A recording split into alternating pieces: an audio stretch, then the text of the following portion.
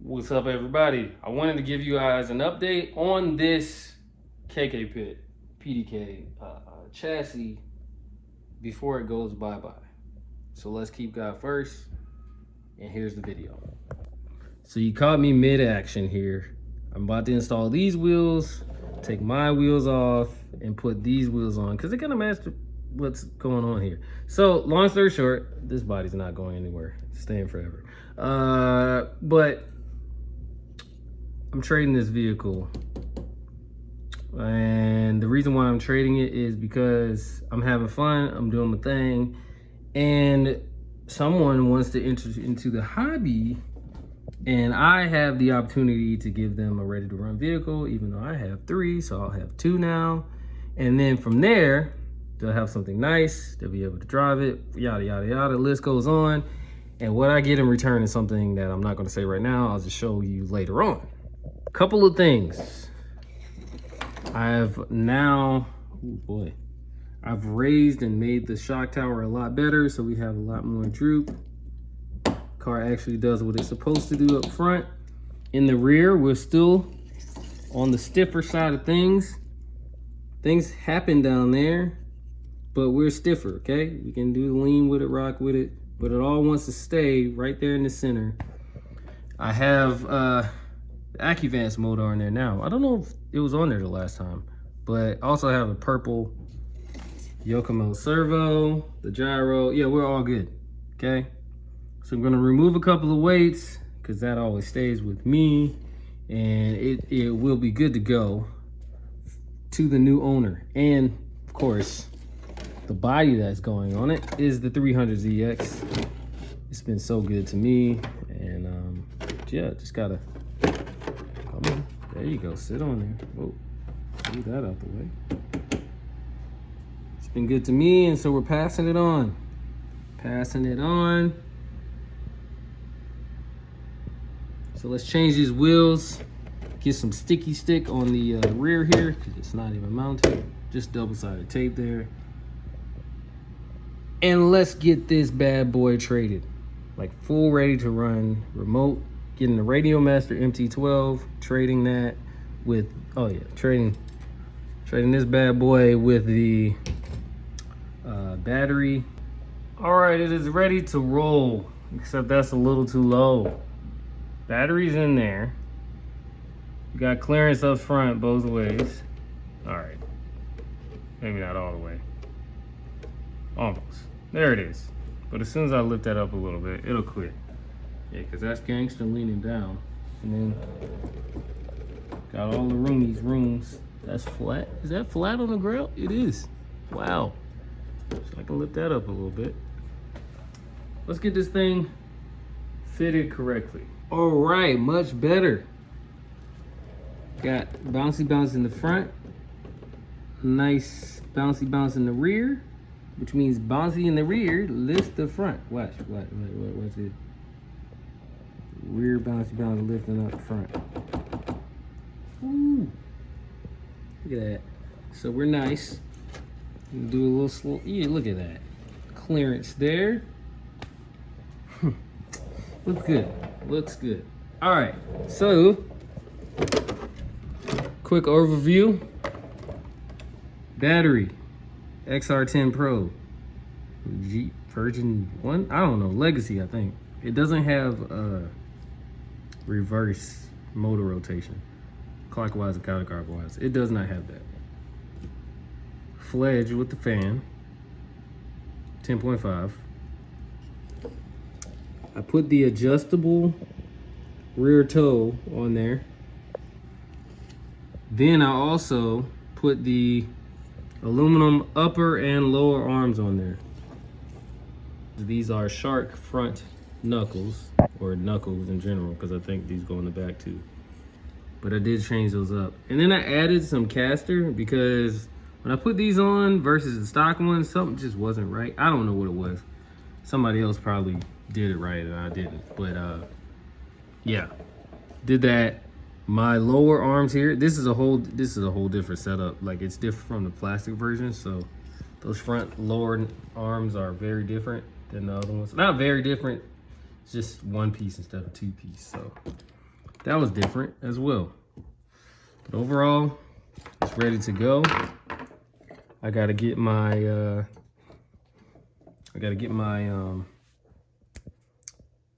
bag for that, and then this goes bye-bye. And there we have it, ready to roll. Remote, car, battery, box, it's all ready to go. I feel like I've passed through so many RC drift cars in my span of time in this hobby, and the best thing that I've learned is don't hold on to it. Let it go, especially knowing who leads my life. So a big part of how this all works is at some point you get too attached to things, instead of actually enjoying it, and so you just hold on to things, material things in a sense, you know, shelf queen life, or you kind of over idolize it. And that's what I saw myself doing in this hobby at one point, but now I'm not at that level anymore. I enjoy it a lot, and this is an opportunity for me to pass on like a part of all of this to someone else who's just getting into it, and then, you know, I'll be in contact with them along the way, because this thing is built a certain way, like how I drive, and it may be a little complicated at first, but you know, you need to all these, there's so many things that is a part of the hobby, not just the car, but like going out and driving. Your tires may fly off, or you know, you tap your body the first time, you get frustrated at the magnet mounts or something. I don't know, but there's so many things other than just like the car on the shelf, or the car on the bench and tuning it. So nonetheless, I'm gonna stop rambling. Hey, this is the car. It's going away now, and I'll be sure to show you what I get in return for it, trade for trade, even to me, of course, because I got enough cars. I can give this away, no problem. So yeah, wait for the next part of this video. We have a go-kart. Now, I'll be honest, I don't know much about go-karts as far as like heritage goes, I guess, you know, like the whole racing environment thing, or racing culture. Yeah, I don't know much about like the history of go-karts, meaning, you know, these frames and the whole reason why they're offset, and why the engine is on one side, and why the axle in the rear looks way wider and lopsided. And I don't know all of that stuff, but that's why we're here, because in the Ideal Auto Factory, now we're gonna all learn about it together. Yeah, Cars and Cameras is a channel that I've watched growing up, and then there's plenty of other channels that just put go-kart content out there. But this being bare bones, this being the start, meaning it's just a frame, it's just a roller. We're all gonna learn together. We're all gonna do this together on this channel, and I'm so thankful for anyone that sticks around for this. It won't disappoint. And of course, the same concepts apply. Same way I do RCs, the same way we're going to do this. And we're going to get it ready for my son to be able to drive. Some of you may already notice a couple of things. So it definitely has hydraulic brakes. You can see you see that? A little something moving in there. Especially at the bottom. You got it over there. Oh yeah, we got some fluids moving, so that works. This stuff looks ugly, but it works, okay? It works. Then we have our good old tie rods with the Heim joints.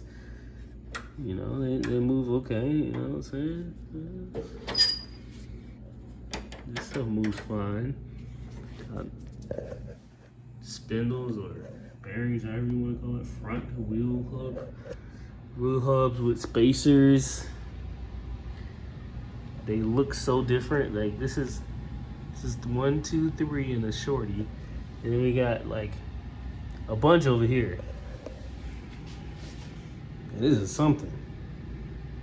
front end. Plan on getting all of that powder coated at some point, but yeah. Seat, need a new seat. It needs 4 tires all the way around, so all 4 tires are getting changed. I'm not sure what to do about the axle and the rear being that way. Yeah, I don't know yet. I know the frame itself, this would be the center of it right here, and then the steering wheel is not even in the center, so the steering wheel's over there. So that's the first thing we'll figure out, and then that's going to be the next video. It does have the motor mounts, and I do have an engine. I do have a chain. I need to find a sprocket or torque converter. It does have all the side pieces to go to it, but I'm not putting those on because this is... I had a go-kart as a kid. It was nothing like this, but this looks true to the form of what I always wanted to have as a kid. I do have it does have the brace bar that goes back here. I don't know what's up with this in there, but yeah, there's no key, so I need a key for this part. Looks like I need a key for over there. There is a key over here somewhere. Oh, there's a big key right here, and maybe with this I can cut and get the key for that, and over there and over there, the key for everything. Yeah, nice, looking nice. I don't even, what is this, like a chain guard? Oh my gosh, what is happening? What is that? What is that? Is that supposed to happen? I feel like that's not supposed to happen. I don't think that's supposed to happen, but whatever. Whatever, we will get it right.